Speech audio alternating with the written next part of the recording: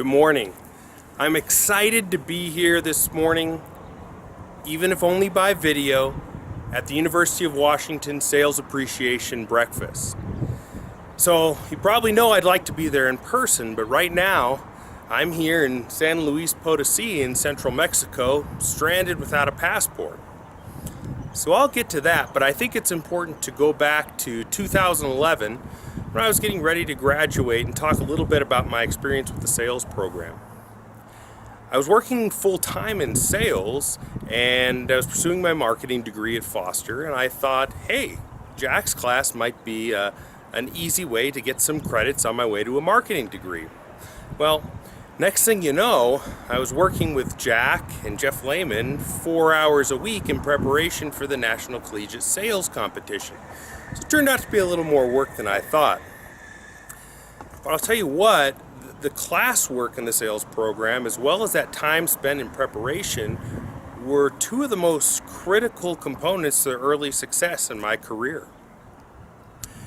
After graduating, I went to work right away at PACCAR, PACCAR Hall. And I started, of course, in a sales position. The management at PACCAR liked the way I presented and my ability to sell, and after a year I was promoted to a management role in supply chain.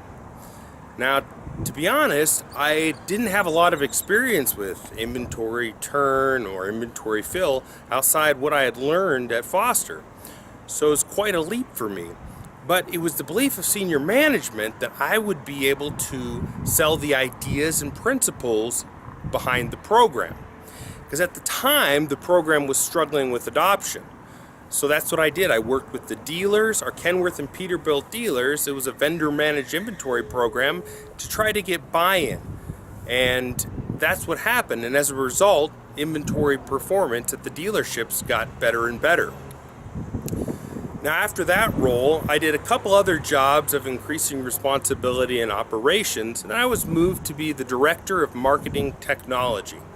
In this role, again, I wasn't selling anything. I was responsible for e-commerce, and that was our dealers selling parts to their customers using e-commerce.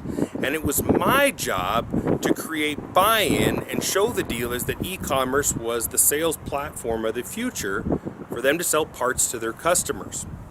When I took over the program, it had $4 million in sales in its first year. In the second year, we sold $45 million, and then in the third year, $145 million. So that brings me to my latest adventure here in San Luis Potosí.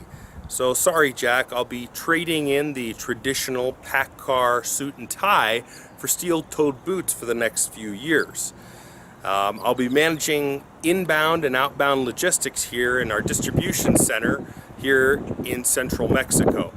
So I told you I didn't have a passport. That's because right now the Mexican government has it as they're processing my temporary residency application. So fingers crossed that I'll get approved and get to enjoy this really unique growth experience and fun adventure with my family.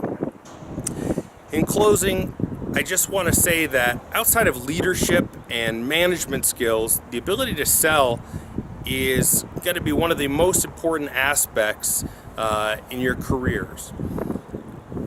The ability to promote yourself, your skill set, your ideas within a company, and also to promote the initiatives of your company are going to be the differentiator that's going to catapult your career and take you from an account management or a salesperson position and really elevate you into positions of senior leadership. So take the skills that you've learned in the sales program, keep working on them, keep working on your leadership, and it'll catapult your career to the next level. Thanks again, everyone, for having me, and I hope you have a great breakfast.